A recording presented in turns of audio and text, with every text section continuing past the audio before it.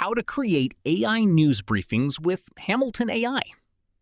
Open the app, look for Hamilton AI, and tap it to launch the AI News Assistant.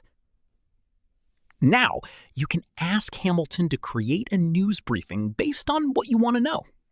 For example, type, "Give me a brief summary of today's top technology news."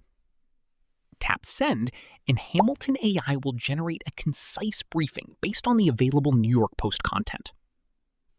You can also ask follow-up questions about a specific story to get more details or understand the topic better.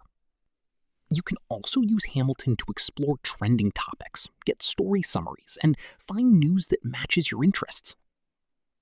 This makes it easier to catch up on important news without manually searching through multiple articles. And that's how to create AI news briefings with Hamilton AI on your phone. If this tutorial helped you, make sure to like the video, share it with someone who might find it useful, and subscribe for more AI and how-to tutorials.